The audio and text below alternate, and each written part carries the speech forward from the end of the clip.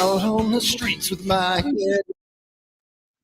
Got no plan, only to see you again.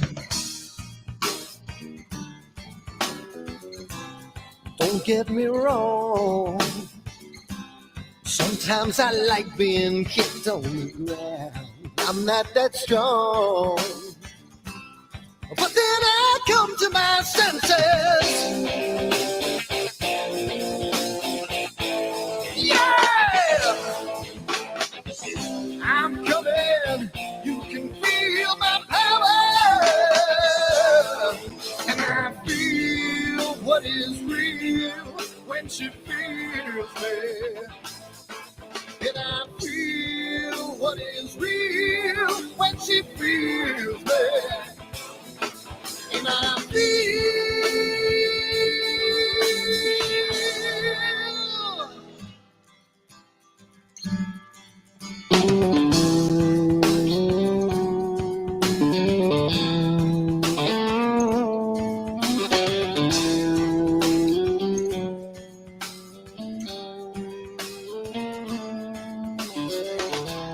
Don't be afraid. Don't do that man with the scar on his face. It's a charade. It's just the way you've been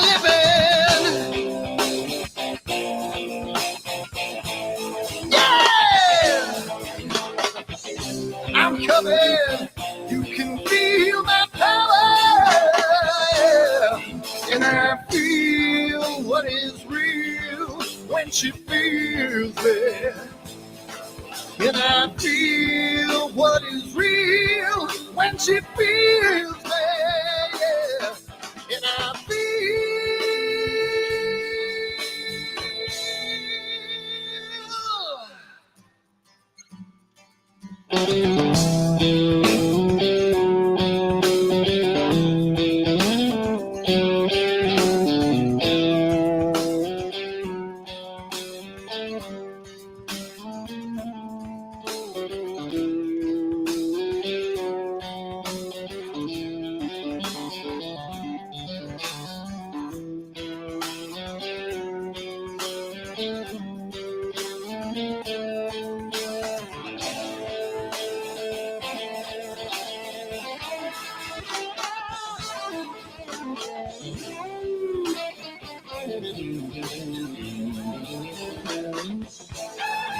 And I feel what is real when she feels me.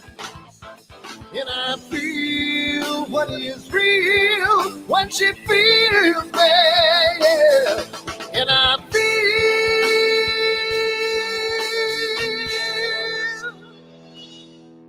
And I feel what is real when she feels me. And I feel what is real when she feels me. Yeah. And I feel.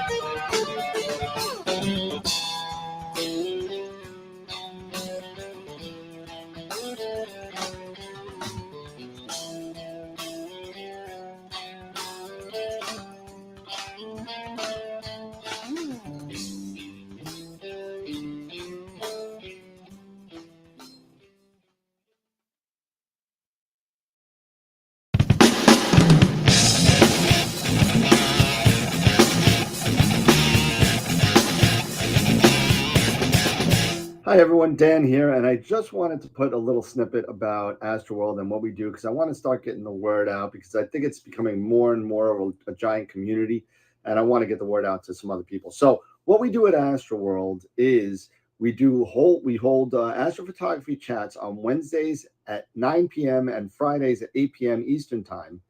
And we just talk astrophotography. Wednesday's more of a techie kind of advanced intermediate, and Fridays is more of a newbie kind of thing. So if you want to check us out, and if you want to, hang out with some semi-decent people that like to go off the rails a little bit and have fun while they're doing it, come check us out at AstroWorldWeb.com, and you can check out the schedule, and you can sign up for all the free giveaways that we do. We just gave away an Eagle 4 Pro, an Optilong filter kit, Charles Brackenstein's books, and a whole bunch of other stuff. So come to AstroWorldWeb.com, hang out with us, have a good time, and as always, remember to keep imaging, keep educating, and clear skies. And I'll see you soon. Bye-bye.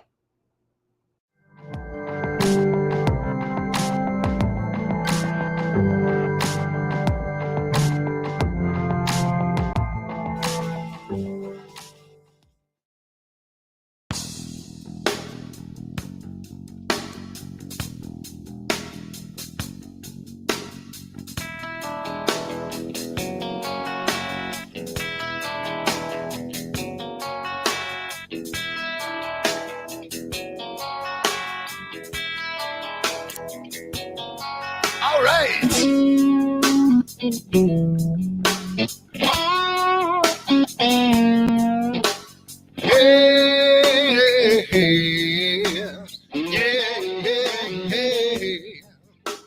Where did my color go? Got your head in the sand. You can't be in control using a powerful hand. I wanna be ya, I wanna see ya.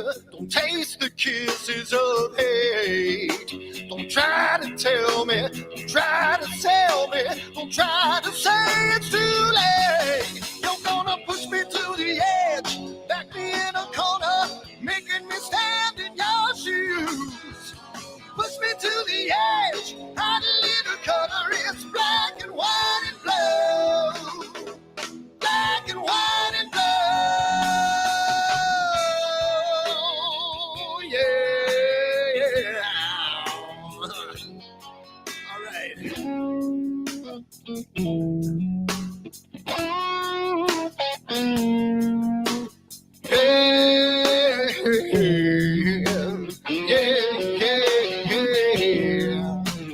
Cat learns to ring a bell. Rat gets free from the maze.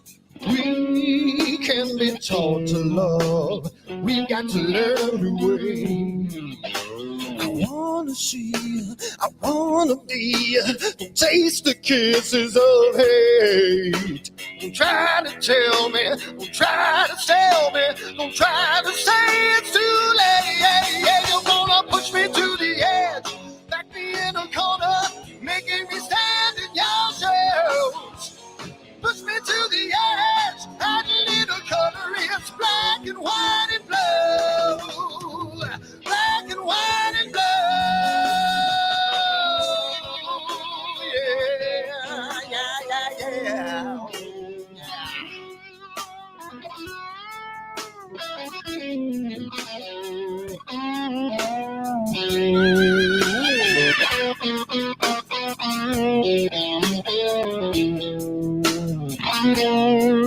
I wanna be, I wanna see, don't taste the kisses of hate. Don't try to tell me, don't try to sell me, don't try to say it's too late. Push me to the edge, back me in a corner, making me stand in your shoes.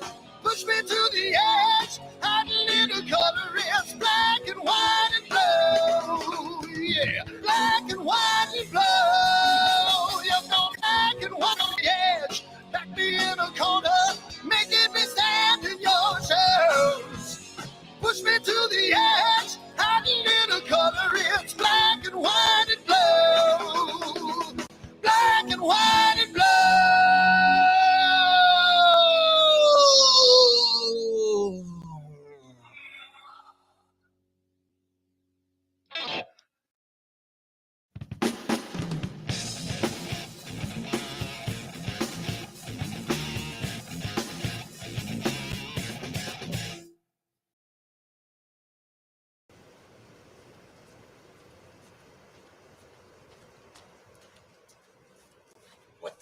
on my telescope now.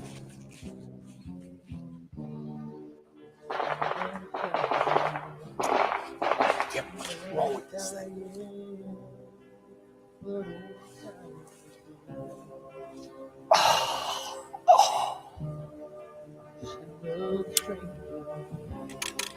The lost Lone Ranger, can I break this spell?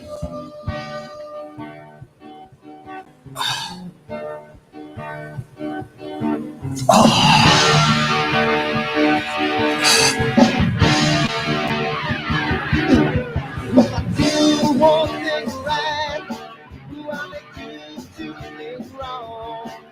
If I want that fine line, I will always take the fall. If I just do the left, I can hear from the right. I sleep all day long, then I'm breathing through the night.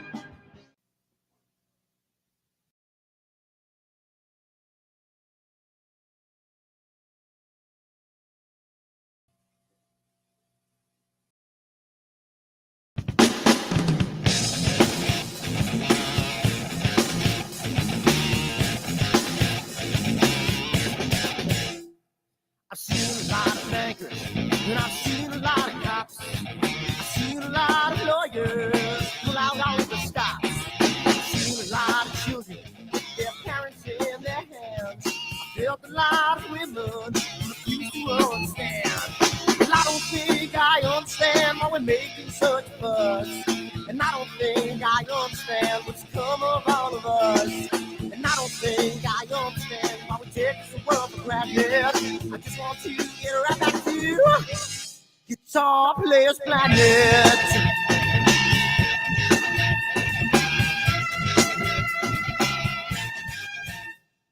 You see it in the papers, you read it every day. The riots and the fires going on in South LA. The muggers and the government, they're all wanting the same thing. They take you for your money and whatever else bring. And I don't think I understand why we're making such a fuss. And I don't think I understand what's come of all of us. And I don't think I understand why we take this world for granted. I just want to get right back to Guitar Players Planet.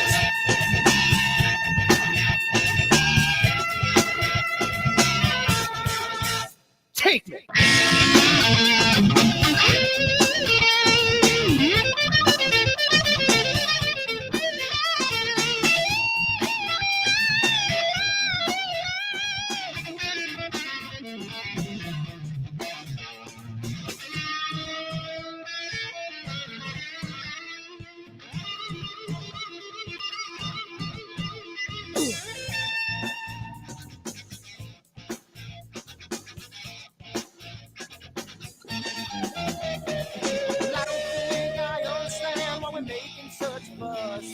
And I don't think I understand what's come of all of us.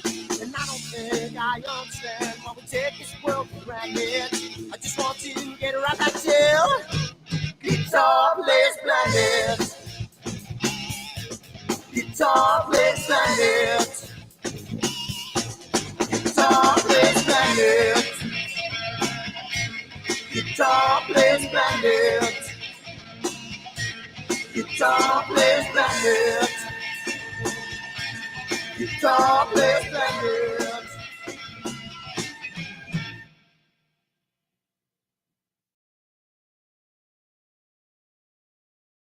Are you ready for the next solar eclipse?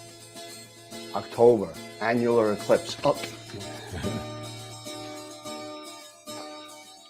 Don't let your glasses fall off when there's a solar eclipse. You might hurt yourself. Let's try that again. Are you ready for the next solar eclipse? Are you ready for it? October 14th this year is an annular eclipse, followed by April, another total solar eclipse, and you can get your own branded AstroWorld telescope solar glasses made by American Paper Optics today on the website, AstroWorldTelescopes.com, or give me a call, 516-273-3771, and we can get you a set of 4 of these for $9.99. come on down again, AstroWorldTelescopes.com, and keep imaging as long as you don't have a solar shade on. Keep educating in space, guys. And we'll see you next time. Bye-bye.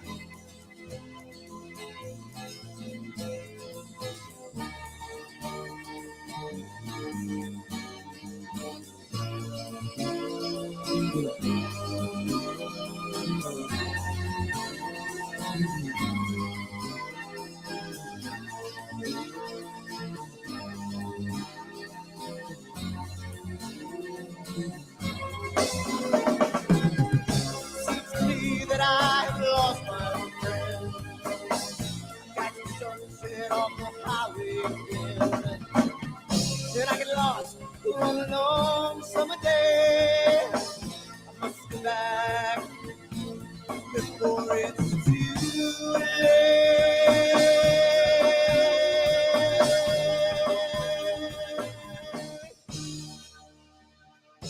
You're afraid you're feeling alone. Time and space can never unfold. The holidays can ring in your fear. The ghost embrace can only mean tears. And I've got a new way to choose. I'm gonna start running back for lands with blue. Oh, na na na na na na.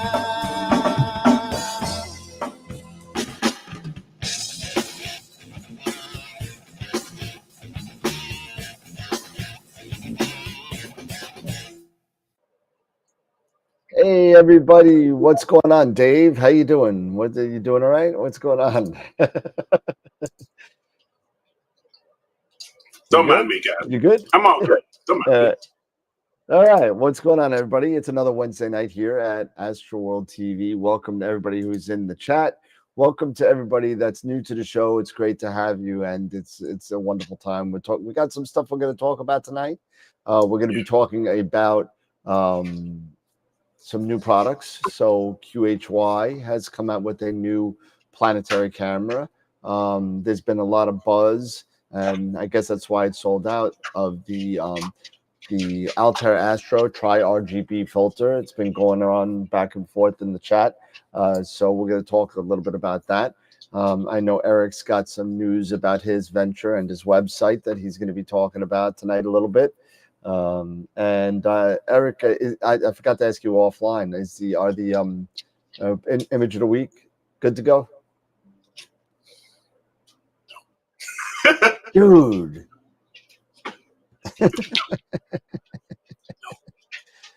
Okay, Eric will get that up tomorrow morning. I will get that up as quickly as I can. I'll work on it tonight. Apologies, everybody. I've just been so wrapped up in so many different things. And so if anybody wants to take over the website, let me know. My ADHD has just kicked in. It's all good. But it's all good. We'll get it all squared away. Hey, so we'll get that going.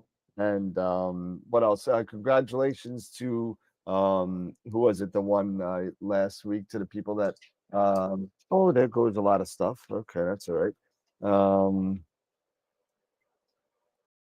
Marcus Reed and Gideon Sanders, who were the winners of the giveaways on Friday, and we also pulled in two new guests. So we'll talk about that as we go over the new PowerPoint. So we spoke about one you know about and one you don't.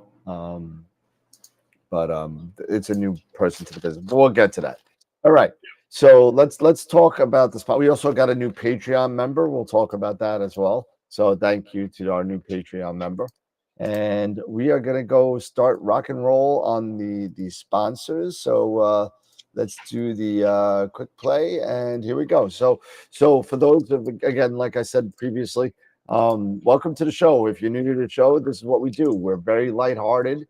We are very have lots of fun. We tend to go off the rails sometimes. We're talking about everything from astrophotography to the best lit RPG book that we've recently read. So you never know what you're going to get. But you know, we are working to get a little bit more structured structure. There is some stuff that I'm still working with as far as graphics and sequences. We got a lot of good information and suggestions from people on the Discord. So if you're not on the Discord, go check us out at AstroWorld's Q&A on Discord. The link is in the description below, as long as all of our other social media is below as well. But we do have sponsors that do give us giveaways. Prima Luce Lab and Optolong have been some of the staunchest people that we have on. And for those of you who were talking in chat on a sidebar, Moonlight, I just spoke to Ron over at Moonlight. He knows the website's down. No, he did not go out of business. They're working on it, and they'll be fine. So give them a little bit. They got a couple of bugs. They were doing some updates, and it'll be up. So no sweat there, everybody.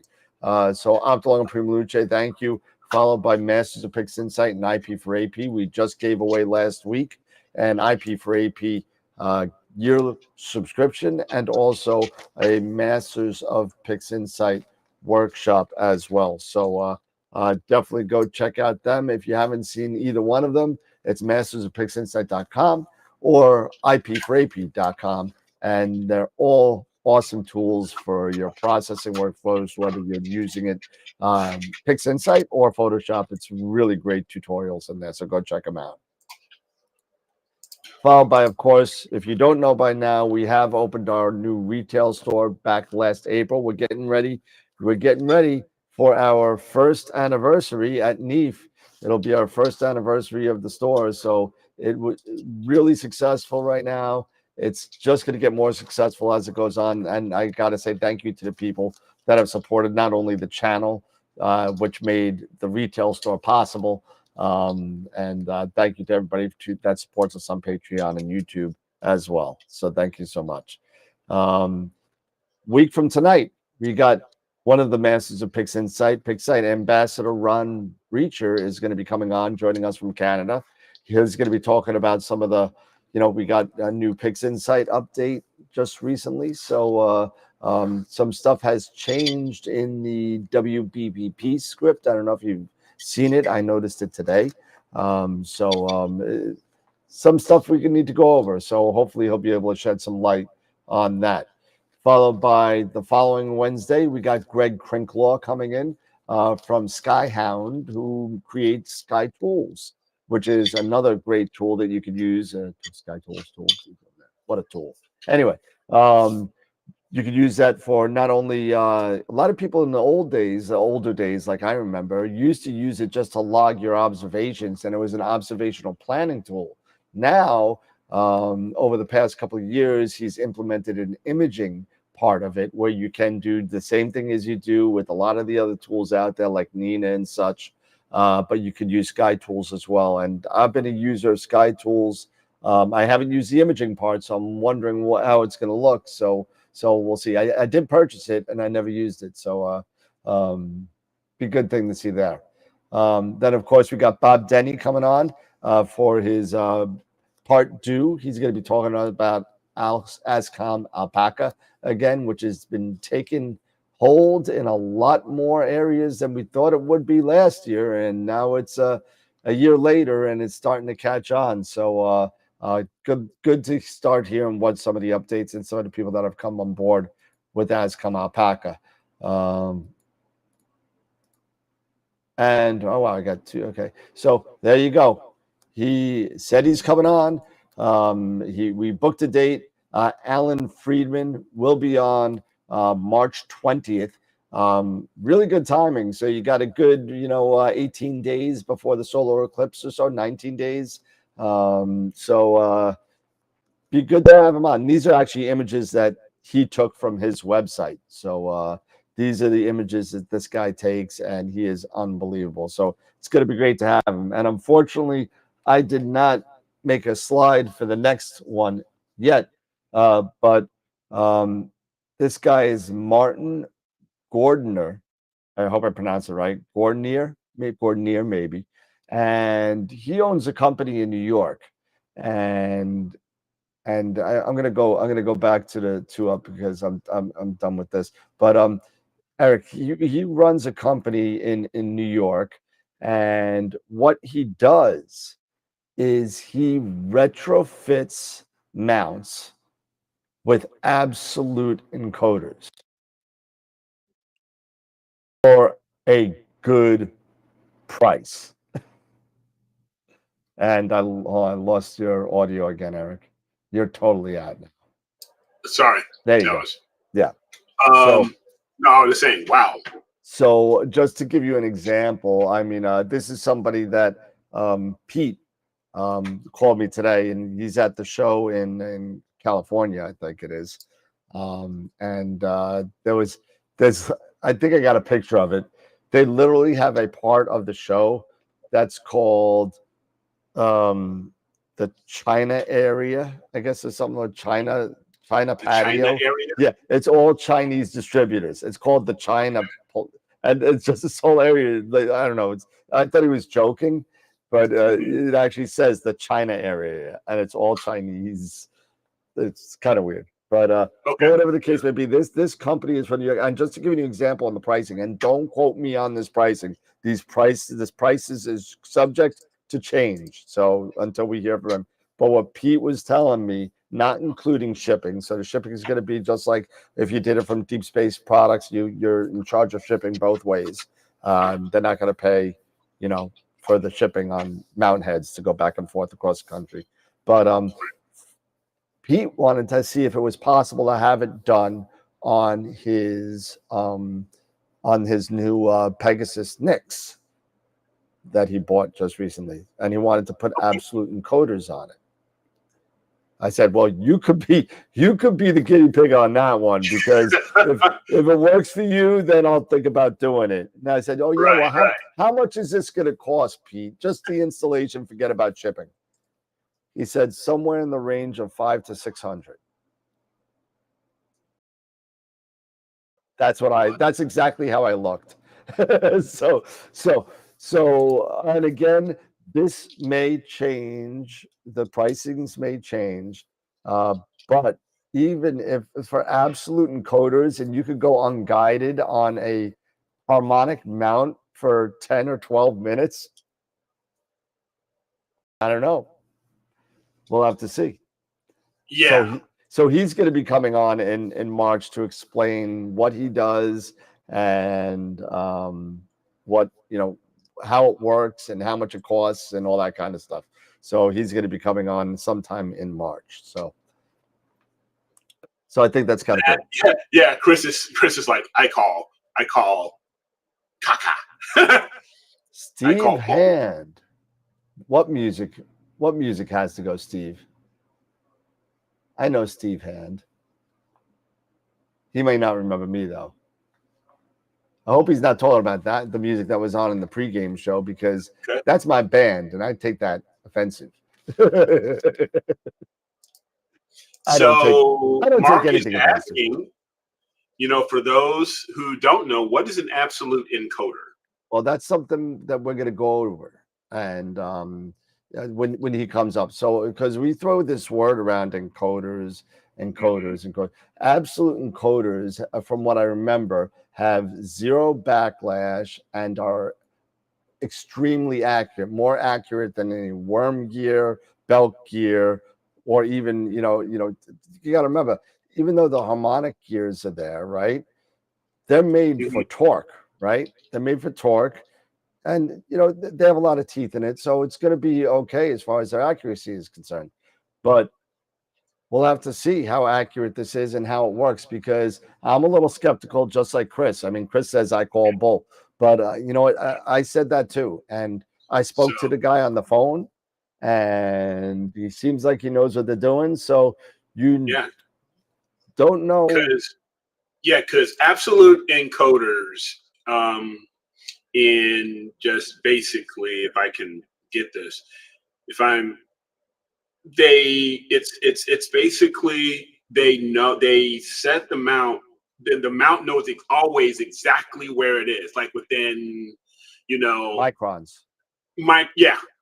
It's like it always knows, regardless of any type of software issue or error or anything like that, and then you can run unguided for a long period of time. We're talking over 15 minutes or something like that, some crazy amount of time, because you're like the guiding, because of those encoders, you're like at 0.2 arc seconds. Yep. or better, something like that. You're talking like, I mean, if this is true, if this is accurate, you're talking about getting the tracking of like a MiT or a Mach 1 for a couple $100.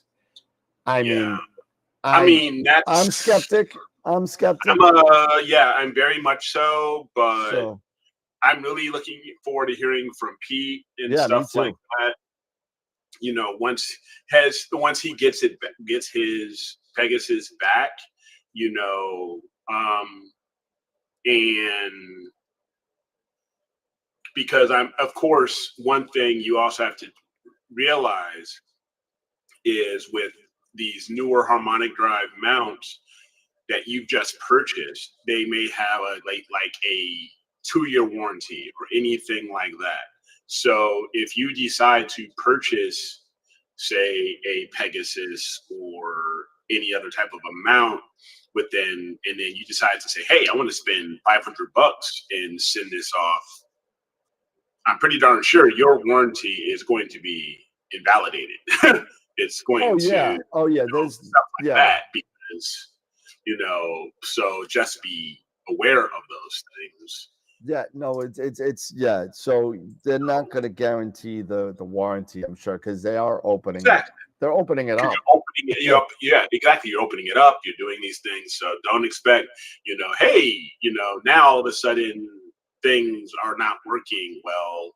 And it worked until you broke it. Yeah. Don't send it back to the manufacturer. Don't send it back to Pegasus or Ioptron or ZWO or whoever, because they're not going to help you. Exactly. They're gonna probably get it and they're gonna open it up and say, "What the is this in here? What is this? What are you doing? What's going on? What's going on here?" But I mean, it's kind of like I don't know the way things it's all are going. about fitting the encoders and having them shake hands with the existing software. Yeah, well, it's got to. Well, the hardware. Yeah. So eventually, what's going to happen? What's eventually got to happen? Basically, these encoders need to watch where the gearing is and know where the gearing is every step of the way. And we'll see. I mean, if it works, great. And I can't wait to see, because Pete said he's going to do it. And I told the guy, if it works, they are 2.5 hours from my house. I said, if it works, I will drive mine up there. And I will pick it up when it's done. And you know what? We'll see what happens. But see what happens. Yeah. Definitely. Just see how it all goes, man. Yeah. So let's see what Pete said. He's going to do it, he said. I said, all right. I hope you don't have a $3,300 paperweight. Yeah, no kidding. But it's in Troy, New York, which is pretty much in the center of New York. Upstate for me, but so it's in Troy. So we didn't go over our new member. We got to do our new member here. Let's see if I get you up here. So we do have members, and these are on YouTube and on our Patreon. We do have a new member coming up.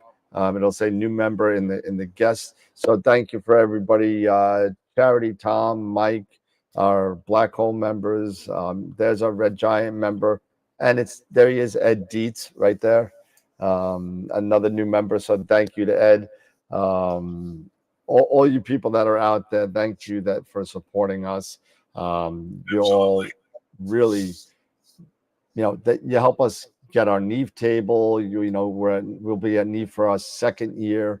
And that's, you know, to be honest with you, I mean, this channel pays for it, and that really helps. So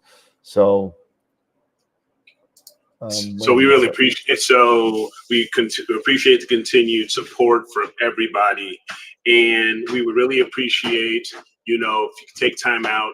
We have, it looks like, last I saw, about 35 people were logged into YouTube, for example. Do us a favor to, and I'll keep, you know, saying this. We only ask for simply a thumbs up, you know, or to like the show, or, you know, things like that. You know, if you're on Facebook, if you're on YouTube, just we would really appreciate, you know, the continued support through just sharing the show, as well as giving us a thumbs up, letting others know that we are out here in cyberspace, sharing, sharing our knowledge and information about this lifestyle and this hobby that we all enjoy, and that we all appreciate. And so, yeah, please continue, give us a thumbs up. So if you haven't yet, you know, I want to see, you know, everybody giving us, you know, giving the show a thumbs up now, or if you leave, you know, before you leave, or, you know, even on the replay. If you're not watching us live, but you're on the replay, but you're watching us on the replay, do us a favor, give it a thumbs up. It's all it takes is just a simple, just click of the mouse, nothing more, nothing less. And, you know, we would truly appreciate that support. Okay, so it looks like Tarek had a question, and Tarek, tell me if this is wrong, but you were asking about what Herschel wedge to buy. Is that what you said? I'm looking to buy a wedge. Is it because they were talking about solar? Were you talking about the Herschel wedge, or are you just talking about a wedge for your telescope? Just give me some stuff that you're thinking about, because I don't know if that's what you're asking. But if you're asking about a Herschel wedge, Altair Astro makes a really good one. Yeah. Player one, Batter has one. Yep. Who else? Player One came out with it's a solar. That's the tilter. That's a solar fast tilter. Somebody else has a good one. Tarek says Lunt has one. Yeah, Lunt has a great one. I mean, Lunt and Daystar. I think Daystar has one too. I'll have to look at that. I don't think I've ever seen one on Daystar's website, but not to say they don't. Let me see. I think they may not. No, yeah. Altair is getting really good reviews. Lunt's got really good reviews. I don't see anything for. What's his name? Up in Canada, came out with one too. Starfield. Starfield came out with one. So there's a bunch of them out there, but it's looking like, let's see what. Well, I don't do a lot in. Let's see. Batter, you know, is really good stuff. But yeah, I'm just looking through some cloudy nights, but everyone's talking about the Batter one, actually, to be honest with you. Okay. Yeah. Awesome. So, but they're all, you know, I do know that the Altair one's really nice, and I do know that the Starfield one is starting to get some reviews now. So I'm waiting on that, because that's a new product. So where is what happened to my YouTube? My YouTube disappeared. There it is. So I have to choose one. Yeah, just look at Dylan O'Donnell's 500 rule, and you'll see, you know, anything under 500 is garbage. So, well, I mean, speaking of, I guess, new products, I guess, since we were talking about new products, why don't we talk about the new QHY? Yeah, go ahead. Yeah. Go ahead. Go for it. So let me pull this up real quick and make this nice and big so people can see it. And let me zoom in. All right. Well, here we go. And we'll do this. and we'll do this. And what I'll do is let me turn this off, and let's put, because everybody likes to see Eric more than they like me, so I'm going to put Eric up there. And Eric is all the way down here with this new green screen going on, because we finally got that working after how many years? I don't even know. Been a while, huh? Well, you know, you finally got the lights and the you know, the green screen going and all that. Yeah. So, Yeah. so there we go. So there we got both of us. So there we go. So here's the QHY new product. I don't want to see the comments, so I'm going to move this to the side a little bit. Actually, I can't. I'll move this to the side. We'll do this, we'll do that, and then we'll do that. There we go. Now I can see everybody. Awesome. So QHY new product coming out. This is out now, if I remember right. This is the new QHY 5.3 model 568C. And it's a new planetary camera. You know, it's a color cam. It's really high frame rates, and you'll see that in a second. It looks like it's going to be really good for planetary, for you planetary buffs out there. Both mono and color. But yep, you could have it mono and color. It's one of the, it's back illuminated, right? So no amp glow, right? Yep. Could use it as a guide camera. It's still using the original 5.3 framework. And it's the best thing about this, supports true 2x2 binning in the hardware, right? So now you can bin with these cameras at 2x2.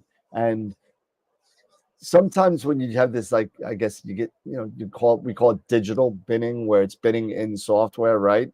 Yes. The unfortunate thing about that, when you do bin in software, it also bins the noise. So you get more noise as you bin, right? So with this, you could bin on chip. It's in the hardware, so it gets there before the conversion, so you don't bin the noise, which is nice. So, and this is the best thing about this. Look at this right here. It's the first sentence right there. Over 500 frames per second at the smallest reach of interest. So you know, as you do solar imaging, planetary imaging, you're not using the whole chip, right? Right. Once you get it on chip, right? Once you get it on chip, you get a crop to a region of interest, so you're using less of the chip, so you could have a higher frame rate because it's not worried about the rest. Right. It's focused. Yeah, it's locked in that ROI. You know? Right. Okay. I got you. So it is at 2.74 microns, right? So when you're bidding, you're at 5.4. If you want, you know, again, once you go past 2x2, if I read this right, if you go to 3x3, now you go into the digital binning, and you're binning the noise again. So if you go 2x2, you're still at 5.4. Now, so there's something to be said with this bullet style camera, right? And getting it's a bit on chip and getting those frame rates, as opposed to, let's say, what is it, the Apollo Pro from Player One, which is at native 9 micron, right? So, you know, you've been 3x3, you're at what, to 8.1 or so micron, right? Yeah. But you're binning in noise, and you're still not at the micron size of the Apollo, but right, you know, it's nice to have something this small to work with. Just out of curiosity, I know we're talking about the QHY, but what's the frame rate per second on the Apollo? Oh, shoot, you got me on that one. I should have brought it up. Let me see. Okay. So the Apollo, let's see. Oh, that's my banking. I don't want to see that. You don't see that stuff. I was playing with the website. So let's see. So we're looking at the Apollo. Yeah. Apollo Max. Where's the Pro? Yeah, yeah, $599. Yeah, you know, right. The second one. Yeah, No, that's the M Max. That's not. It's the same chip. It doesn't matter. it's the same chip. Yeah. Doesn't matter. So, Max frame. Oh wow! I must have done this. Oh, my website stinks. Okay. And so much for me. We got to talk to the webmaster on that one. You got to talk to them. Oh man, I bet. Where's the Apollo Oh man, Max Pro? that's funny. There it is. 432 at 799. Is it there? Yeah. Specifications. Here we go. 126 at 12-bit. Yeah. Okay. Yeah. 9 the smaller micron. one. Now, the smaller however, I believe that's at full range of the chip. So let's go to ready. Player one, astronomy, right?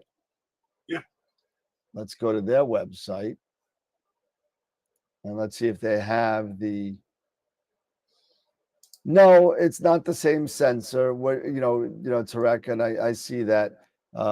This is a 432. The other one's a 568. So it's a different chip. They're both made by Sony. But you're right. We're not comparing apples to apples here, but we're just in curiosity's sake. What we're looking for is. I'm just curious, Yeah, I'm just curious. The frames per second, it's 126, and this one here, it's 500 frames per second in the respective ROI.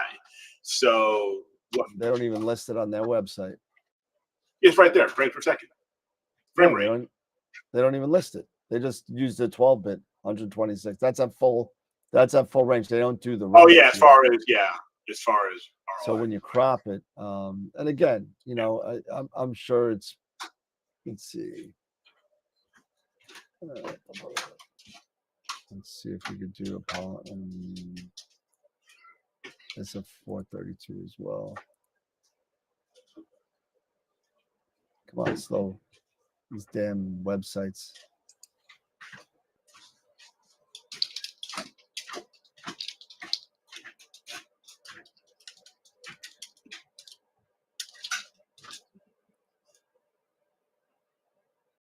They don't do it here either. Okay, we'll take a look into that. But I mean, again, we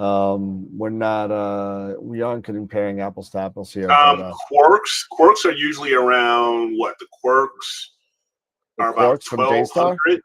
Yeah, they're about 1,200. 1,295. 1,295. Yeah, 1,295. 1,300. Both of them. So the combo quark, the regular chromosphere, and the photosphere. Prominence. Prominence. Sorry, prominence. So we spoke about the binning. We spoke about the high frame rates. It's all USB-C now. You got a guide port on there for those of you that still use the telephone wire. I don't even know what is that. I mean, I know some of those tracking mounts need it still.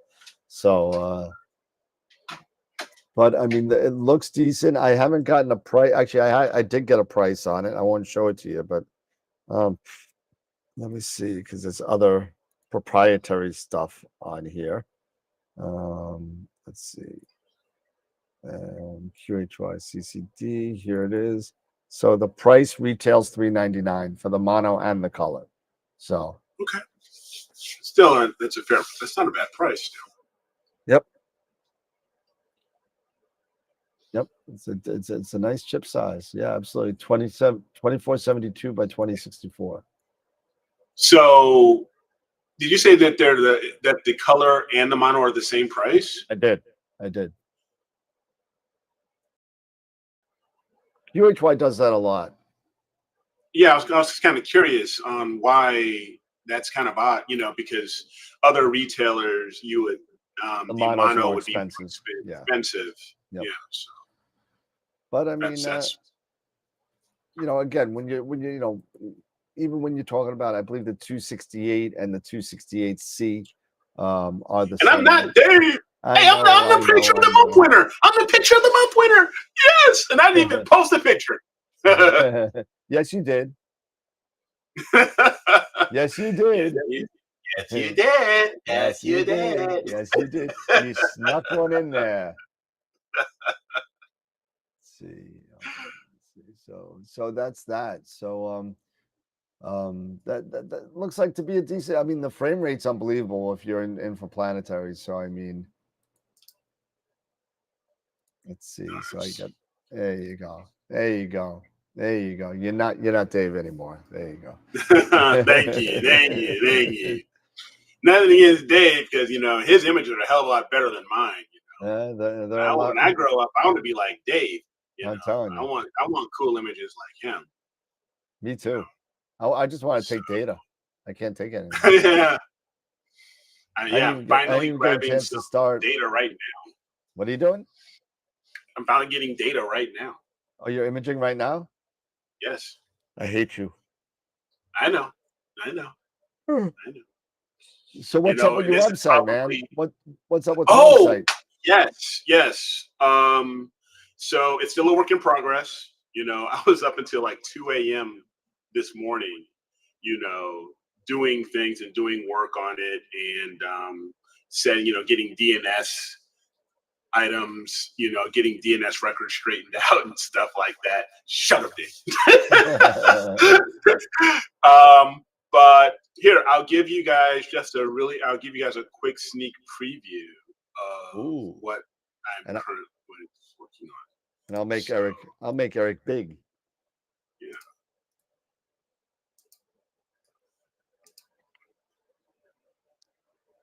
So yeah. Let's like this. So here it is. Here's the landing page. So it is up. It is live. But like I said, it's still a work in progress. I haven't gotten a lot of items added into here yet, but it's starting to look, pretty good. You would just go to astrowitheric.com. That's the domain, the website, and you click on the welcome page here, and here's the home page. Oh, he's got the retro AstroWorld shirt on. Yeah, I know. I got to update some photos and stuff like that, because this is an older photo, but still, it's a better photo. So I have my homepage with a little bit of an intro. And see, I even have a couple of links to AstroWorld Web as well as AstroWorld telescopes up here for anyone, as I do a few things here. I am working on the blog right now. The blog isn't up yet. That's one item that I'm going to be working on soon. But I do have the gallery, starting to get the gallery set up. So so we have a few different, a collection, with the categories, yep. And star clusters and, equipment. Only a few items are in here, in each space right now. But for example, if we go to the Galaxy one, just, my images and a little bit of information.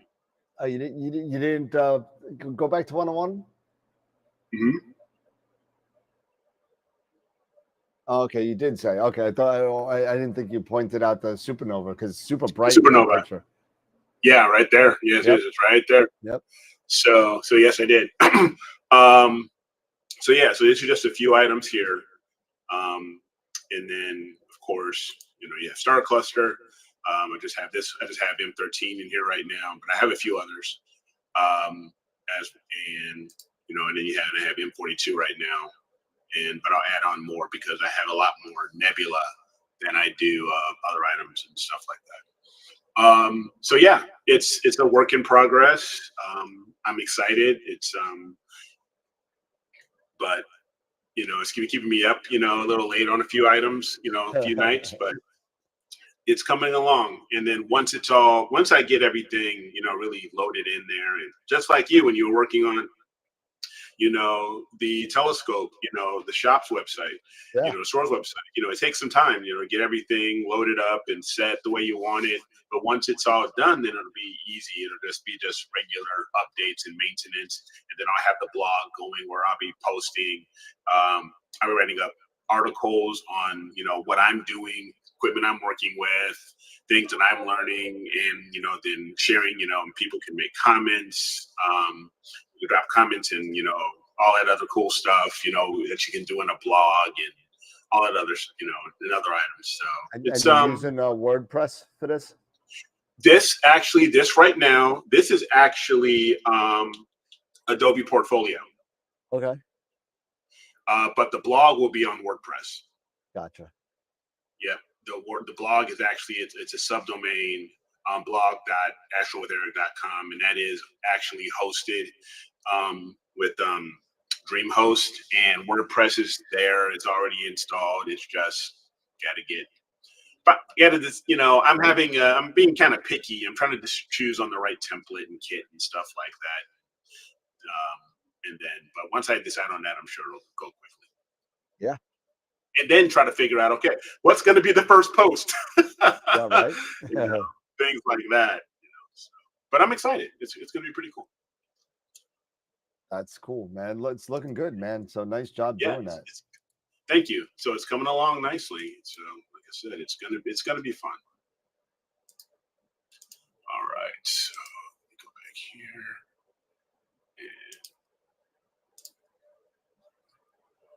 Everyone's talking about the Gear 60 because I know Chris Frierickson just got one, and he got the Oasis focuser with it. And it's kind of like one of those slip-on focusers, like the Optex kind of that slip on. And he's saying he's liking it. So good. Yeah, Tom, the pods right there was the very first under equipment, and equipment collection is the very first entry I put in there.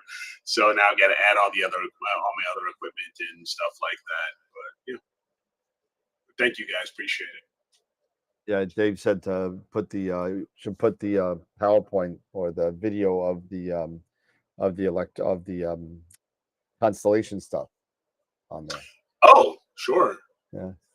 We can definitely, cut those videos, and I can even, people want to know, we can take those and I can add them to our post, either to AstroWorld, worldweb.com or I have all the recordings on my hard drive. My hard drive's getting full. Yeah. I'm gonna need more data. Oh boy. No, it's not full. I got 40 terabytes, but I mean it's still after years of recordings, it's getting full. So but let's see. I see Jason. I see Pete. I see Norm. Hey, Norm. So I mailed your Norm. Purchased some solar glasses from AstroWorld, and I put a little present in there for you, Norm. So just take it for what it's worth. So you know me. I'm just a crazy guy. So right now I'm imaging the rosette with the FLT91 because I don't have a good rosette. I mean, I haven't imaged a rosette probably in about 3, maybe 4 years. Okay. So this, so I'm using the 2600, using mono. Right now I'm catching because of, how the moon is right now. There's really no moon in the area, so I'm doing all the RGB stuff, the RGB stars right now. I think what was I doing? Like 60, maybe 30 seconds a piece. Yeah. For the stars, and then I'll switch over to HA and O3 and everything else, and get that rolling. Yeah, 30 seconds per exposure on the RGB just to grab the stars. Yeah. And that'll keep things well controlled. Nothing will be, overexposed. And yep. Even started using, offsets, for the camera. We talked a little bit about that for filter offsets for the focusing. Yeah. No, actually, for the camera itself. Camera offset. The offset and gain. Yes. Oh, that offset. Yes, offset and gain. Yes. Yeah. So So yeah, decided, that yeah. was a So I really good, decided on the one. interesting topic of conversation with that offset and how to use it and how it works. Mhm. And you know, Yes. because everybody just said, set it at 5 or set it at 10 and whatever it is, and you're fine. But there's more to it than that. It is a lot more to it, and it takes into account. You have to take into account possibly your location, your sky quality, Disguise, yeah, things like that. So currently, my offset, I believe I have it set to 80 on the 2600. on the 2600. Yeah, Mm. Okay. and I get and it gives me just, and I've done because I'm doing it doing this off the based off doing the bias frames and all that. But my histogram is just right over. I mean, it's not dead left, but it gives a nice good buffer. Nice spacing. Yeah, nice Yes, spacing gives off a the nice wall. good spacing off the wall. Exactly. So, So that's very good. really quickly, maybe you could just go over real quick how you got to where you actually set that offset again, because you're getting some questions in the chat Yeah. regarding. So here, I'll share. So where you said it, I will share my screen here again. And this is me working with Nina. So right here under, it's solving right now. So yeah, settling. So under equipment, and I want to say it was under my options. Oh no, it's under the equipment. There we are. So under your equipment, right here, your default offset is where you would set that value right here. My default gain is 100, but I'm just getting into the habit now. For my RGB stars, I'm binning 2x2 and I'm doing a 0 gain. But for my luminance and my narrowband, they default at 100, and those are being binned, and I bin those at just at bin 1. But this is where, this is the area under settings. So you go to your camera and under settings, that is where you would set your default offset right there. But how did you get to your number, I guess was the question. How did I get to my number? What I began to do was Queeve did a really good post regarding camera offsets, and I basically followed a lot of his instruction. I mean, I'm stealing with pride from him, but I was based off of the gain. I would sorry, not the gain, but I would do bias frames, and I would set these bias frames. Really, there would be probably a second, something like that, Okay. and I would take these random shots, at either, and it doesn't matter as far as your binning, but I would take these, I would take a 1 second bias frame, just the sample. So I would just simply, for example, if I would go here under imaging, and here I would set my exposure time. So, oh no, actually, here's what I had it set. But he was recommending a second, and then I would set my filter to set its luminance and your binning, and I would set my gain, and I would begin to take images and these test shots, and I would look here at the histogram, right? So if I bring this out here a little bit, I'll begin to look at the histogram and see how far off my peak is from the left. And of course, you don't want to clip, or you want to get a decent spacing on your your peak. You want to have a decent amount of spacing, at least a little bit of spacing from your peak to the very edge of your histogram of the left. So I just began to run multiple different tests, just running it. And then what I would do was I would take a shot, then I would go back to my equipment. I would adjust the gain because I started out, I believe, at 8. Then I went to 15, 16. And I began to double, and I just began to slowly double it, the offset, until it got to a point where, go back to see what's here. Where I got my histogram, or I got that peak off of the edge of, off the left side. And then when I got it to that point, I said, that's good. Because as you can see here now, my offset was 80 and stuff like that. And this is at 0 gain. So, the more you increase your gain, your histogram is going to actually move a little bit further to the right. So basically at 0 gain, that's where I started off at. And once I saw that peak away enough that I felt comfortable, and I saw a really good, the overall peak here, and everything was pretty much off that left side, then I said, I think I'm satisfied with that. 80 was, and then I just set it and I said, I think that's good. That's where I think it's the best spot. And that was basically it. So, nice. So it's just a matter of, just going to imaging and taking those bias frames, because you're going to have your cover, have the cover on and stuff like that.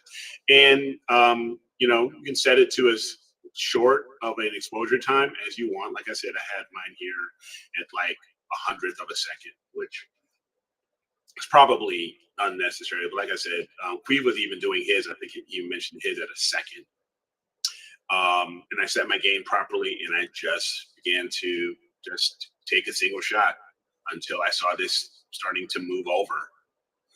And once I thought it was at a good spot that I felt comfortable with, and I just said, okay, that's going to be the default now. Nice.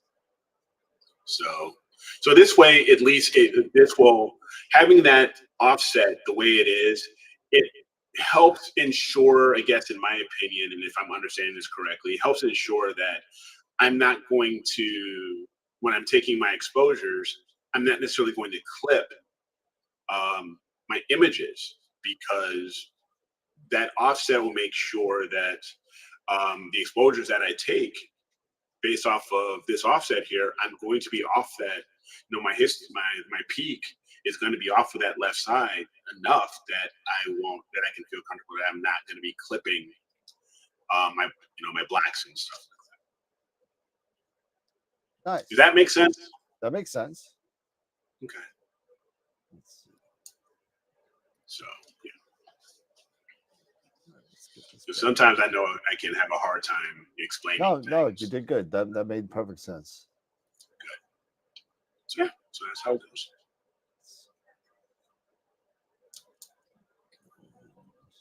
And let me go back here. Go back to. There you are. There we go. So yeah, so I think that's really good. That was a really good bit of information that Queeve put out.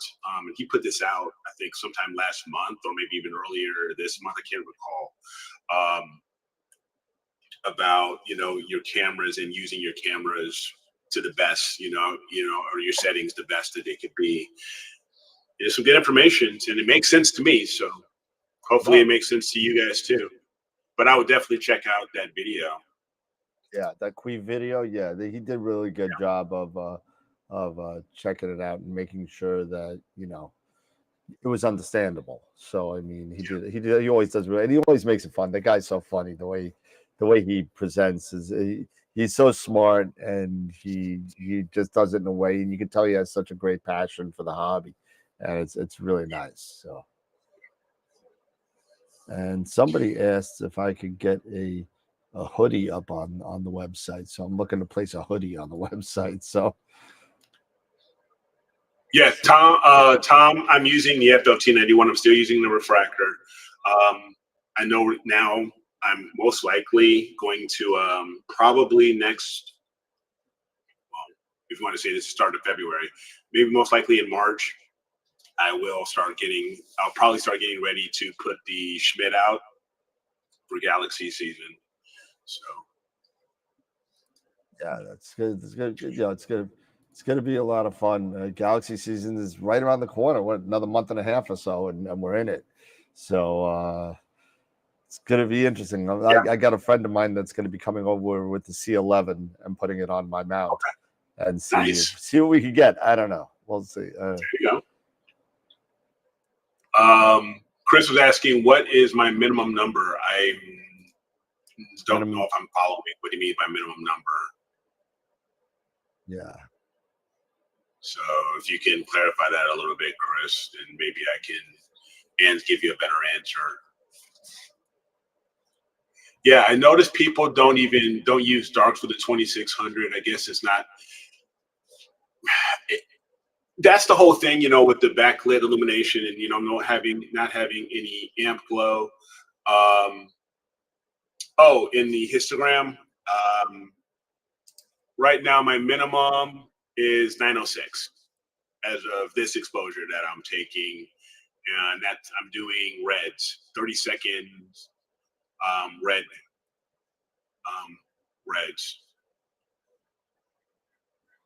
at 2x2 at bin 2.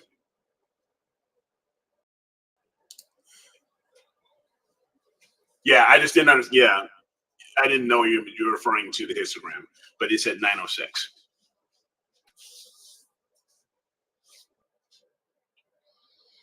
So yeah, it's around that 900 area. But yeah, I'm looking forward to it. To get the edge out, to really start using the Asato. To really start using this focuser more in earnest. That's one reason why me moving and purchasing the Giotto and the Asato really started moving me away from the ASI Air and getting me more into Nina. So yeah, I'm just, it's going to be good, just to just to get this whole thing going. Yeah, no, absolutely. Oh my goodness, I'm sorry. I spaced out for a second. I do apologize about that. I was working on the website while you were talking. So so I was able to get a hoodie up on the. Did you see Nebula Photos? God, I'm drawing a blank.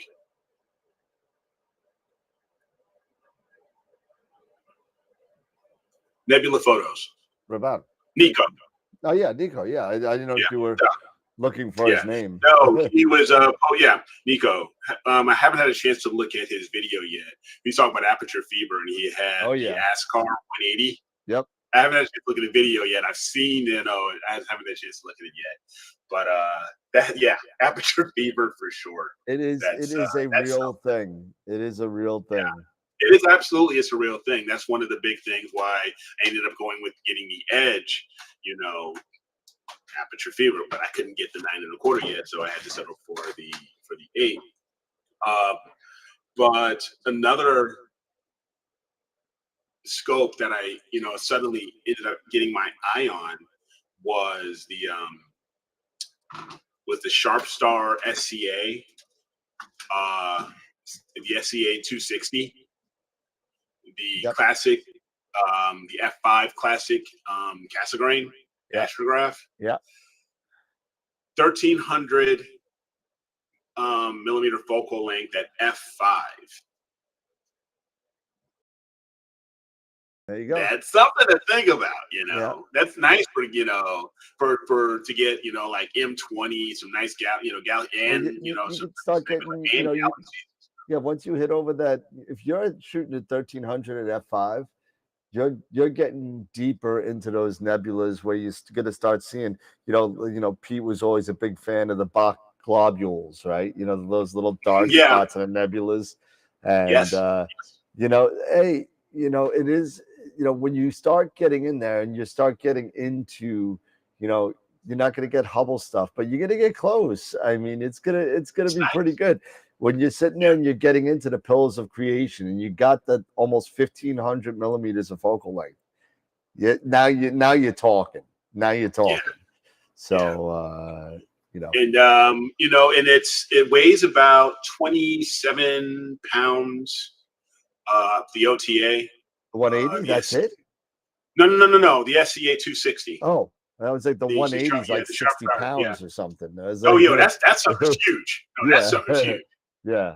But no, I was talking about the SCA Castle Grain, and because it's also carbon fiber in that.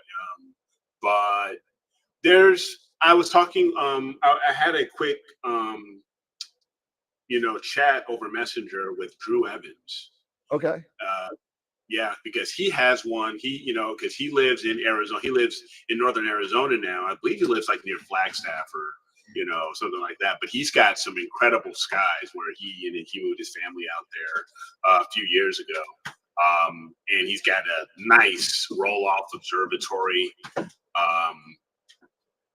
And he's got that. He's got several. He's got the SCA on one mount, and I think he has another scope.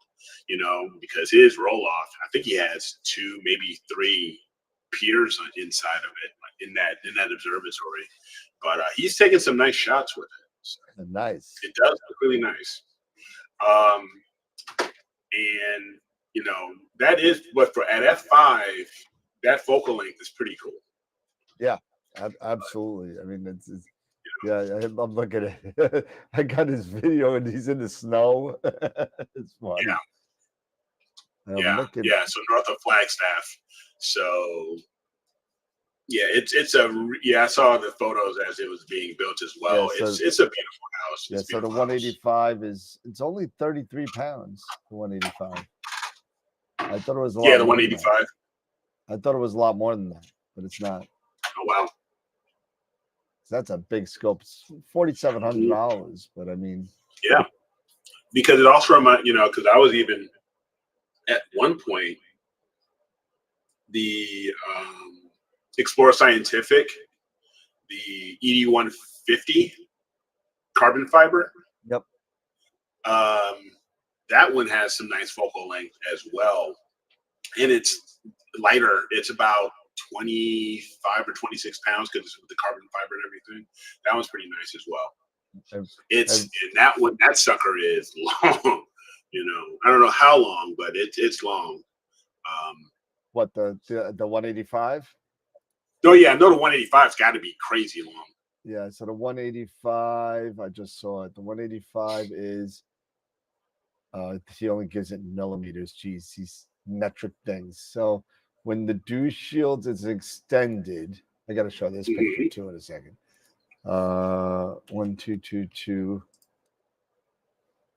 And so with the tube extended, it's 48 inches long, 4 feet. God. Yeah, that won't. Yeah, that's not going to fit in my pod. Feet. No, that's not gonna fit in my pod. Sorry. That's what the dew shield extended. Yeah, no way in the world that's going to fit in my pod. But without the dew shield extended, it takes off about 140 millimeters. So 1081, it goes to a whopping 42 inches. So it loses 6. So. So for me, in the pod, given its size and everything, I have to be aware, and be cognizant of, the type of equipment I'm putting in there.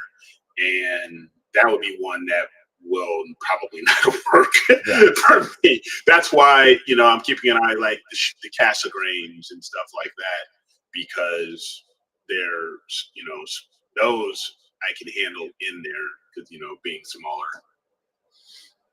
Yeah, so check this out. You want to see something out of control? I put this on Take it easy, Ernie. Later, Ernie. I put this on the Discord the other day. Here you go. Oh my God! Look at that sensor. That is sick. That is an 8K sensor. Wow.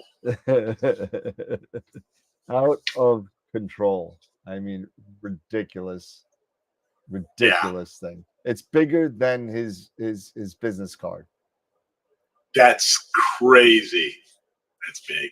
That is And big. the first one is being installed in the United States at Palomar. So, so that's where it's going. That's where it's going. It's going in a freaking observatory. That is a $52,000 camera. Oh, that's crazy. That's a lie. That's a lie. That's the bigger version. There's a smaller that's 52,000. This one is $252,000. I stand corrected. It's even more. It's $250,000. Wow. So, they've got a nice little cup of coffee or whatever sitting right next to it. Out of control. Out of control. Oh man. I think he said it was something like 111 millimeter diagonal. That's crazy. It's out of control. I'll take two. Can I pay you Tuesday? So I called him up. I said, "Hey Pete, if I get an M54 adapter, will it work?" he just laughs. So like, oh man. So that we need to call Precise Parts and say, hey, yeah, I got this camera here, this side of the sensor.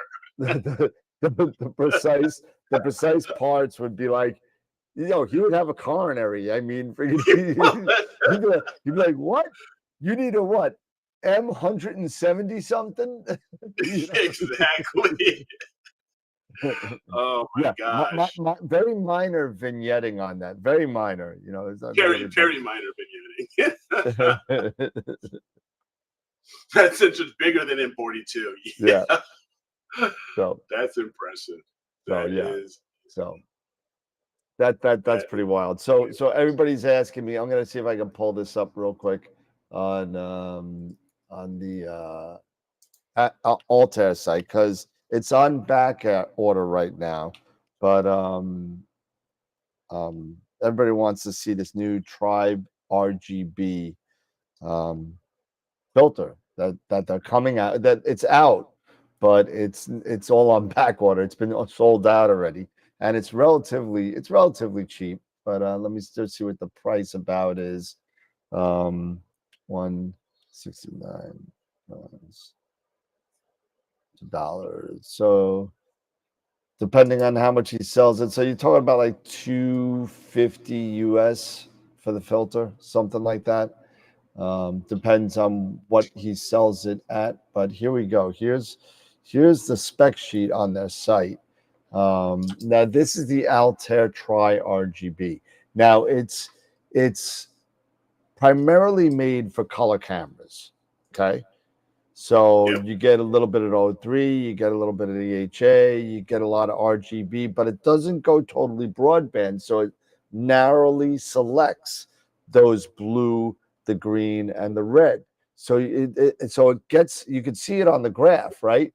You skip this whole area of the wavelengths that are here. These are the nanometer versions of the wave, and you skip this whole section here. So if you are in light polluted skies, this is going to help you. So it's about 169 pounds UK. The direct conversion is about 215, but with the taxes and import taxes, it'll probably be closer to 250 US. But now there are some Altair dealers here in the US. There we are. So yes, I do deal with Altair, although I don't keep a lot of it in stock, so it does have to come from the UK. So it may be an extended wait time. Although I will tell you this. Okay, I will tell you this, that when I pay for it, he gets it to me in about 3 days. So from the UK, DHL. So say 5 business days, and I could get them. Unfortunately, with these filters, these tri-band filters, you can see all the way down at the bottom. It says Due to high demand for our filter products, we sometimes temporarily suspend order to allow production to catch up. Right now, that's where they are, from what I know. So as soon as I find out from Nick over in the UK if he has any, then I will start to keep them. They're relatively cheap, you know, as far as filters go, $250 for a decent filter. And I want to try one of these guys out. I got 2 color cameras now. I want to put it to the test with my Bortle 8 disaster. I'll shoot through the telephone wires, and we'll see what we can get. You know, you could also use these. Some people have been using these also with mono cameras for luminance. So, you know, with luminance, you know, you're basically looking through a piece of glass if you're using a luminance filter. It's a little bit, you know, filtered, but you're basically letting everything through, right? And that's why a lot of people were using, at one point, HA as their luminance, because you get a lot of detail and it's very restrictive, right? So, but with this, if you're knocking out more than half of the wavelengths on there, you may be able to get some decent shots off as a luminance for your mono camera as well. So, you know, see how it happens. So HA will be a little more restrictive. But what happens if you have an object very low in HA, right? True. You know, then you're not going to get a lot, you know. Right. You are not.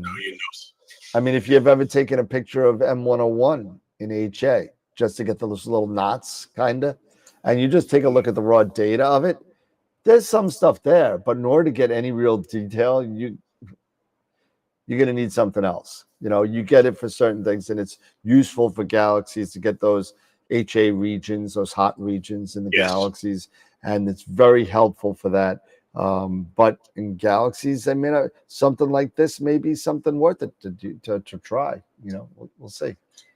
But that's going to be fun. So you will still have to expose for longer since you are dealing with a one-shot color. Absolutely. Just one comment. That is true. Yeah, absolutely. But by the same token, also, if you're looking to get star colors, if you're shooting mono anyway, and you have a color camera, you can use that for your color star data too, and get better background. Just a thought. Tom mentioned, let me know when you get some, Dan. When you get some in. Tom was mentioning. Well, if you want one, I'll order them. I just don't want it sitting on the shelf for a year and a half. You know what I'm saying? You know. But I'll definitely get a couple of these tri-RGBs. I'm definitely going to get them anyway, because and I just these 6-nanometer combos that Altair has are decent, man. They're getting good reviews. So, and they're cheap. They're cheaper, and they're getting some decent reviews. That he's one of the few filter companies out there that with almost every single filter that he sells has a data test report. He tests every single filter and puts the sheet in there. So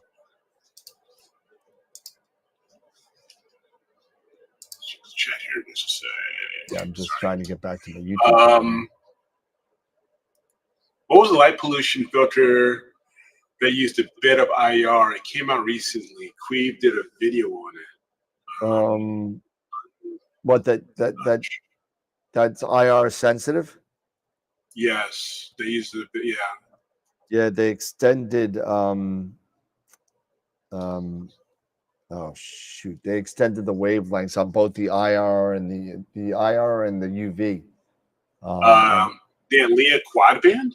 The quad, yes, yep. Okay. There you go. The Leah quad band. There you go, right here. There you go. Hey.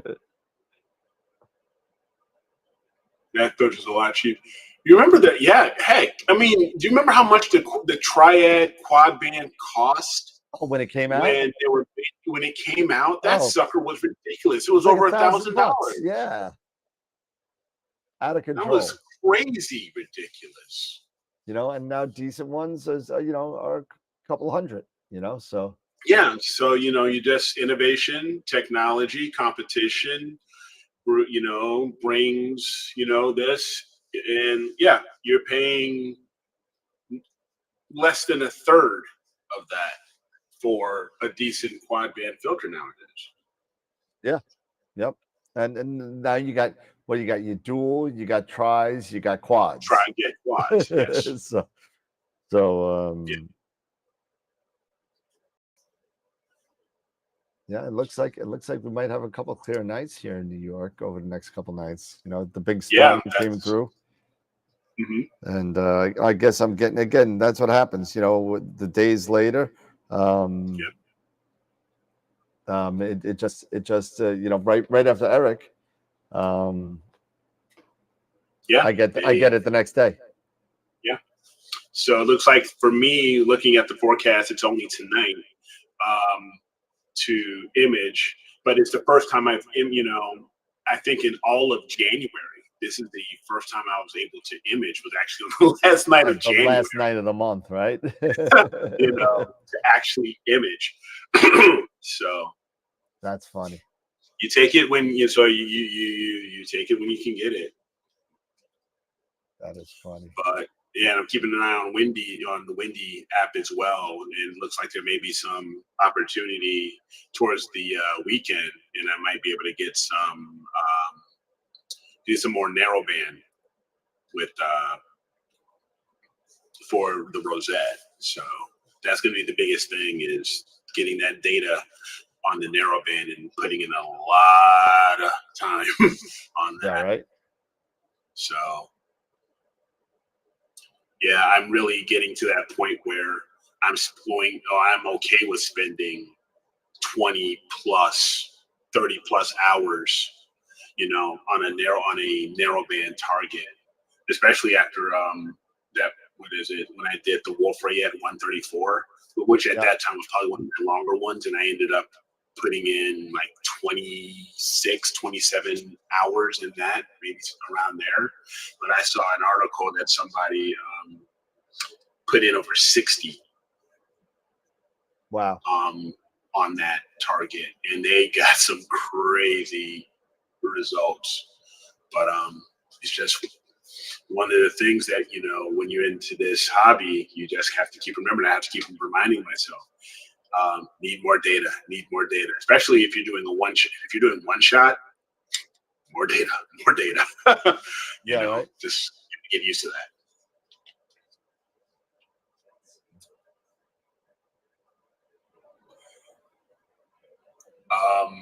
Let's see here. Yeah, I'm looking through the chat here. Yeah, I've had so many of those L Optilong, L Pro, L Enhanced, L Extreme, L Ultimate. So yeah, I got a whole bucket if anybody wants one.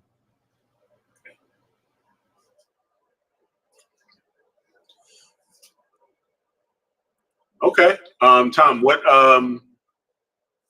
rig were you using as far as optics and camera on your Rosette? Curious.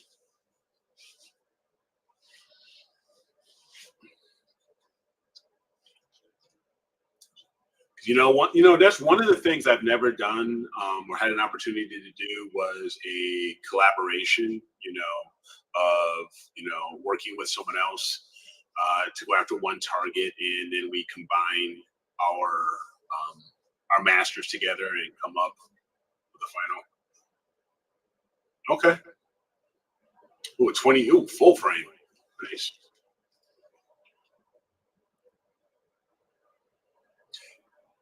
I know, right? That kills me. This whole, Jason, I'm right there with you though. Why did they put these icons right there, next right there next to the chat box where you type, or you can, mistakenly, hit, an emoji or whatever.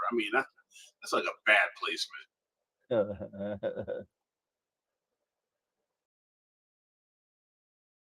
Yeah, see, exactly. I mean, that stuff drives you nuts. See, there I go.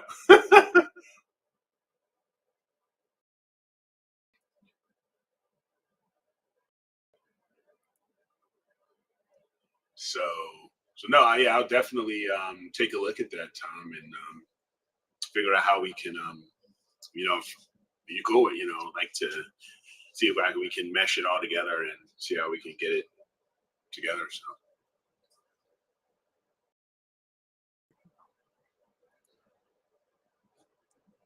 Oh, Jason. Okay, cool. You got the C stuff. Okay, you got your rose. Okay, nice. Nice. That's gonna look good, nice. man. That's got wow. 4-panel with 10 hours. Yeah, that's gonna look nice. Oh my gosh. Yeah. All of that with the 135. Yeah, the 6200. Those files are gonna be pretty big, man. Yeah, some people underestimate their download times. It could get kind of crazy. So full frame cameras are kind of tough. So I just sold 2 of the Zeus cameras from Player One this week alone. And yeah, but people are using them on Takahashi scopes. So with the nice big image circle. Imaging circle. Yeah. So it's I can't wait to see their results, because the first ones are coming on oh well, I got an hour and a half. It's my birthday, so happy birthday to me. So yeah, there you go, bro. Yeah.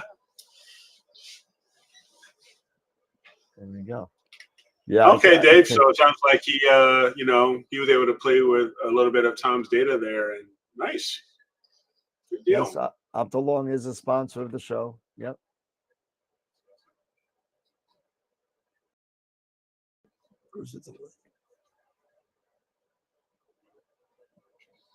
Yeah, we've been talking about doing a whole collaboration thing. We never really kind of pulled the trigger on it. I'm totally up for it, myself, to do that.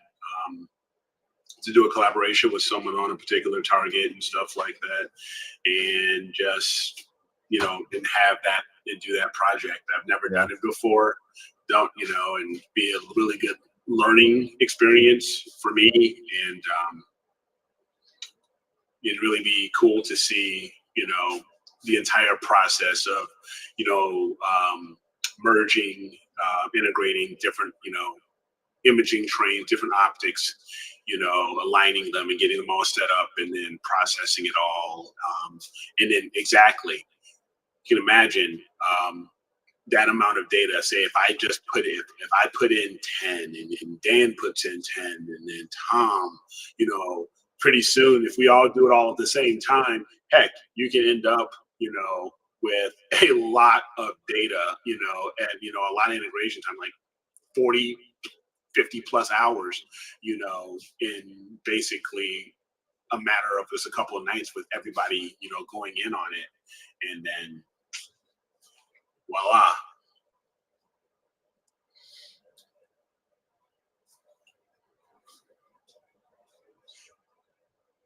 On AstroBin, someone post 100+ hour project on M31. I've got to find it then. If you put it what? How many hours? Over 100 on M31. There was a project of over 100 hours on M31.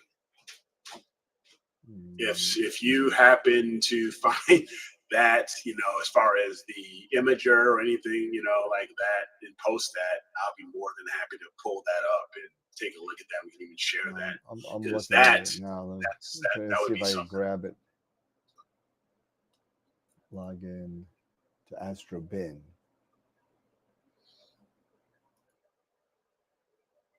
Yeah, I mean, guys, if we can decide on, Galaxy seasons coming up, and if we decide on a nice Galaxy target or what have you, coming up, in March or April or what have, and we all decide, we both put, we all put in 10 hours, 10, 12 hours, whatever, into that target. And then we integrate them, get our master set, and then share it out within, the Google Drive or whatever. Then we could all take a stab at, doing our own renditions of collecting all that data, doing our own renditions, processing. I think it would be fantastic. Yeah, it's tough to find a filter. Oh, Dominic Weinbrenner. Okay. Let me see if I can find. Go here to AstroBin. DOMINIC or K. ICK or IK? IK, I believe it was. Dominic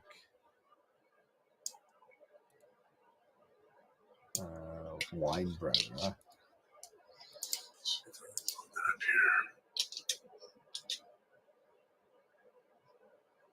Let's see. Oh, Jesus, too many pictures.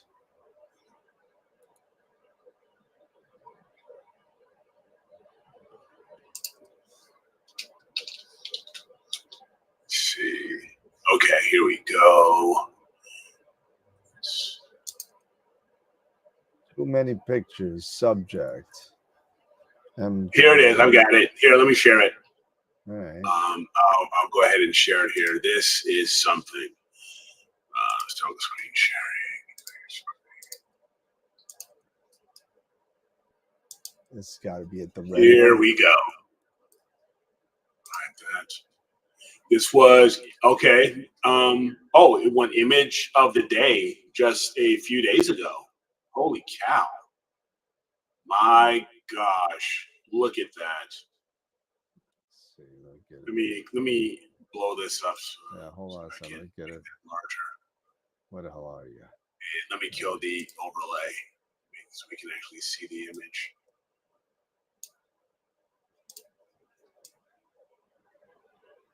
I mean, just look at, even before you get there, I mean, my goodness. And then you finally get into M31. Holy shnikey. Look at that detail. Yeah, it says 168 hours. 168 hours. Let's see. What did he use? The Spree 100 with a 2600 and an EQ6R Pro. Over an entire season. Got a 0.75 reducer from July to January. Look at, I mean, even look at the detail of M110. From Germany. Did it say what Bordeaux? I haven't looked at the more of the technical details yet. Did he share what Bordeaux sky he was in? Oh, wow. Nice. Okay, suburban area. But, oh, man, even look here. You've got this looks like a planetary. It's like some sort of a regular planetary or something here. Just even right here at the bottom left corner. And I mean, look at all this nebulosity. I mean, here in the rings. This is, congratulations, Dominic. This is really something. I mean, well deserved on the image of the day. I mean, my goodness. This is what you're talking about when you're saying more data over an entire season. Andromeda and the 03 arc, and there it is. That is really, really something. I mean, even as HA right here, I mean, my goodness. I mean, wow.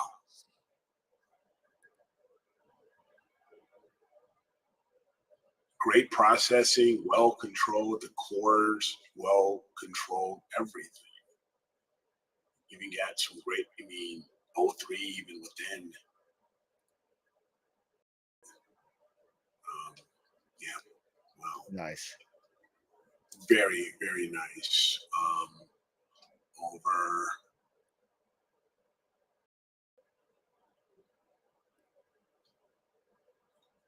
O3 HA. Yeah, from July until January of this year. Yep. Holy cow. And just look at, just a couple hours. 3 minutes. Longest integration is 5 minutes for the H alpha. Yeah. And the O3. But just, a lot. Yeah, 51 hours, 616 of HA, O3, 1200. So 100 hours of O3.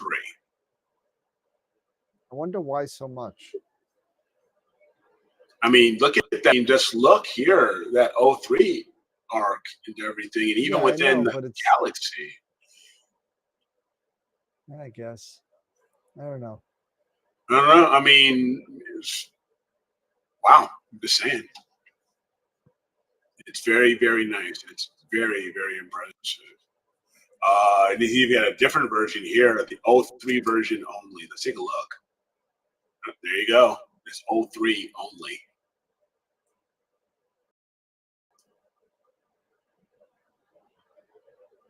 Yeah. That's over 100 hours of O3. All right, cool. Yes, quite nice. Again, congrats on that.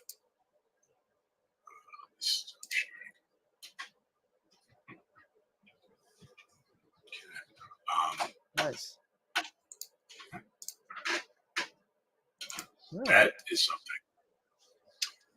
Yeah, he wanted to get that arc, so it's very dim. So yeah. Wow. He got it. That's for darn sure. Glad he did.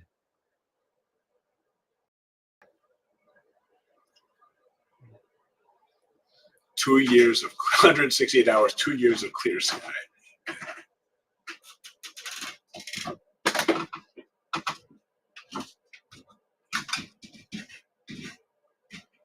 Cool. Yeah, I mean, I agree. That's the whole idea behind collaboration. I mean, you take, just a group of like-minded people, and we, aim for a target, and we say, okay, we're going to do this area, we're going to do that, we're going to use this filter, we're going to do that filter, and we all go for it.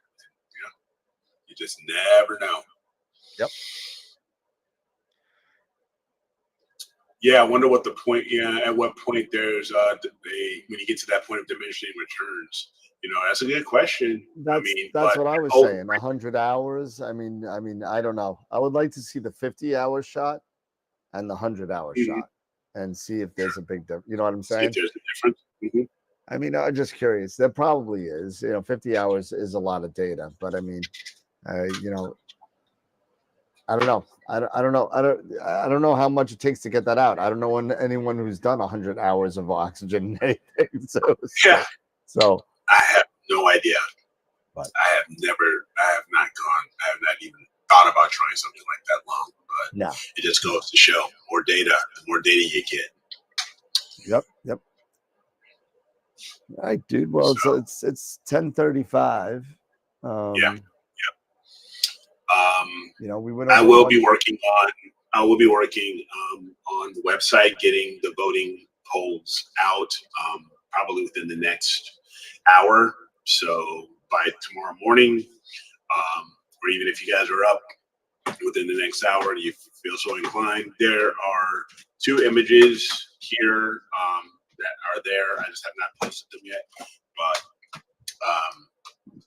2 very good looking images that will be up for the first February image of the week.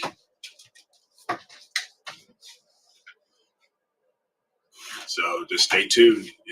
So on that front. Yep. All right. Cool. Yeah. All right. So we went over some new products tonight. We went over Eric's website tonight. We got a picture of the week going to be up tomorrow. Just a heads up on the calendars. There was a typo on the one that I got after reading it, so I'm waiting on the second version of it to come. I'm sorry if it's a little bit later than what I thought, but it is. If this one comes to me fine, I'm gonna make the big order, and then we'll get it all. So I think we have about 33. I know we just had another person that bought another calendar today. So thank you to that person if he's still around. And for those of you that wanted a pullover hoodie, there is one now on the website as well. So you can pull that up on there. There's a pullover and a zip up. I thought they were both up there. They were not. So they're there now for purchase. So I hope it's not too expensive, but they charge me a little bit. So try and keep them, competitive. There you go. But yeah, so looking forward to Neve. Yes. Getting ready for Neve. Greg Meyer apparently just bought a ticket to go there. Oh, cool. So Cool. we're gonna go see Greg, and Yeah, it's that'd be great.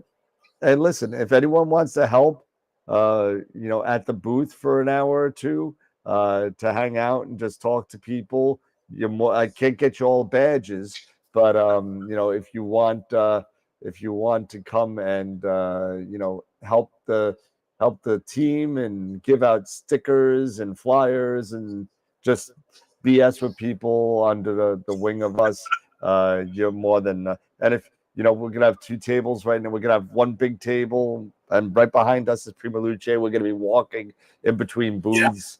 Yeah. We're making one big booth out of it. We're taking that red carpet, that blue carpet down. Yeah, it's gonna bring it all together. Filippo, take down that wall. So we're gonna be doing that. It's gonna be a lot of fun. Yeah, Tom, come on down. Badges. We don't need no badges. We don't need no stinking badges. Badges. Name that movie. Badges? We don't need rape. I like rape. Okay, now we're going off the real big time. That was Blazing Saddles. Blazing Saddles. Yeah. Speaking of star parties, Robin is kind of interested in taking a trip over to West Virginia.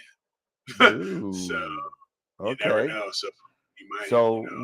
For those of you that don't know, we were invited as AstroWorld TV and AstroWorld Telescopes to come down and do a talk to the Green Bank Star Party in West Virginia. So in August. So if we go, we go. We're gonna figure it out, and I've never been to West Virginia before. Nor have I. No, never been. So I don't think I'm going to be going to Nebraska this year. I think we got to try something else. It's that's a hike, man. That was a lot of driving. That was 3,000 miles driving in 10 days. That was enough for me. Wow. Yeah. So. Well, from what I listened, I pulled up the site for the Star Party on Google Maps. It says, at least from where I am, approximately 12 hours. So even if I pull the camper, probably another 3 hours, maybe 4. So yeah, 16 hours. But we could. It would be nice. It would be. Yeah. It would be an adventure. If we could do it, it would be an adventure. Well, just so everybody knows as well, Okie Tex is coming. We're looking into that. Hopefully we could do it this year. Crossing my fingers, but because there's a lot of stuff going on, I might not be able to make it. We got Cherry Springs in June. The tickets go on sale in March, so 1 month away. The tickets go on sale. And Okie Tex and the West Virginia Star Party, don't they run around the same time? I don't know. Both in August, aren't they? Yeah, I think they're both in August. I'm just talking travel time in general. I mean, I don't know. It's the amount of star parties that I'm being invited to now. It's getting popular. I'm getting more popular. In all fairness, I got on the phone with somebody that runs NEAF. I don't want to mention the person's name, and he doesn't run it, but he has something to do with it. And he's like, "Oh yeah, you're a real retailer?" I was like, "Yeah." Who? He's like, "Yeah, who are you?" He said, "We're at AstroWorld. Yeah, we had a table last year." He's like, "That's funny. I don't remember you." So so I was like, "Yeah, we were giving away stuff all the time. What are you talking about? How do you get it?" But I bet So it's a lot of fun. And no, Tom, I don't let it go to my head. It's very very humbling on what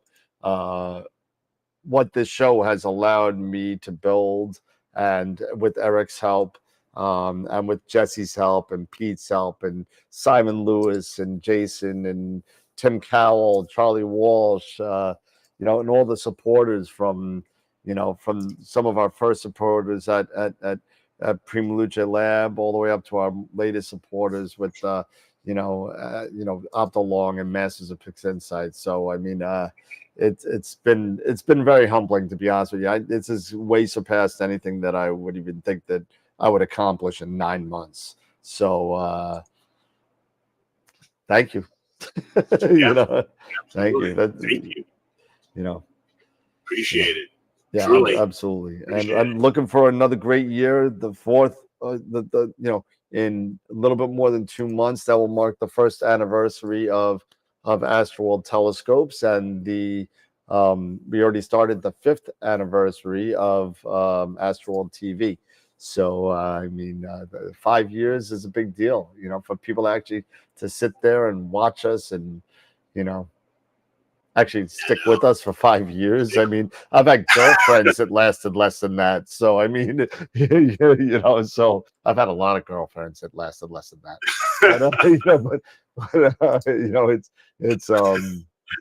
It is what it is. But yeah, the inventory is going to keep growing. I put in my first Daystar order, so I mean, it's gonna be a lot of fun. So. All right, Eric. The more that I see this, when we were talking about this gentleman who's installing these encoders, these absolute encoders, the more and more that I'm watching, even though I have the dome and my guiding on RA with the SIM60, everything you guys have known all of the story and history of it. It's like, man, I really want to get a new mount. Or maybe I don't have to. Maybe it can be something where I've had this for quite a while, and maybe I can upgrade it, and then it'll fix everything. You never know. I mean, if that's the case. So, yep. Yeah. Pretty cool. So, that would be pretty cool. That would be pretty cool. All righty. So, all right. Final thoughts, Mr. Eric? No. Again, thank you, everybody. This was a great show, great conversation. Thank you to everybody in the chat for your participation. So we have some great topics today. Yeah, Jason. Yeah, I'm definitely looking into the bootlegger. I was planning on doing it last year, but it just didn't turn out. But I'm definitely going to look into it this year, definitely. But again, on your way out, if you haven't yet, please give us a thumbs up, on the channel.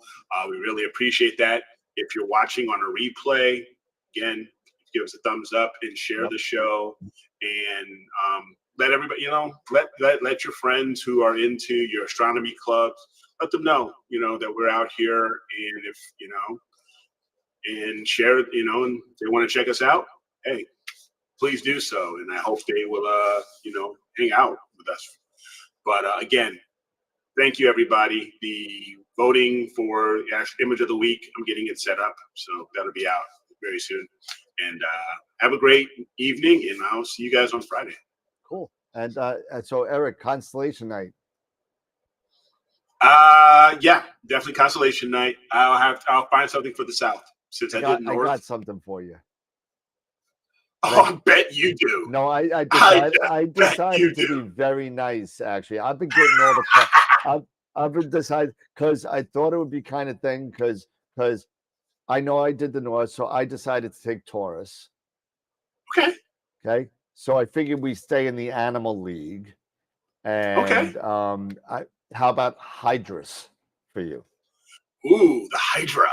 There you go. Nice. So I figured I'd be nice. Hercules. I'd be nice Hercules. this time. I was gonna There give you go. you something like Calum, or something really some some tiny, unobscure, abstract piece of garbage from somewhere. And I said, no, that let's has have absolutely let's have nothing in it. two good things this time, because we usually have one good, Yeah. one crappy.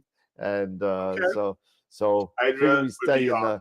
the animal. And I know you like doing a lot of the Mythology. mythology, Yeah. and that's got a crap ton in it. So I figured you could do that one. Awesome. Yeah, look forward to it. So yeah, that'll be a fun thing to do. So yeah, but great. Looking forward to Friday. Very cool. All right, everybody. Well, have a great night. We're on hump day, so we're at the end of the day. Thank you, everybody, for hanging out with us, and chilling with us for the last hour and a half or so. And don't forget, after Friday, Wednesday, we have Ron Preacher coming up to come and hang out with us on Wednesday night. And it's going to be he's always a lot of fun to hang out with. So it's going to be a great time having him on. So everybody, have a great night. Enjoy yourself. Be safe. Be happy. And remember, as always, to keep imaging, keep educating, and clear skies. And we'll see you Friday night. Have a good night. Oh, it's All-Star Hockey Weekend. Oh my God, I'm gonna miss the All-Star contest. Gosh darn it. See you later. Have a good night. See you, everybody. See you Friday. Bye-bye.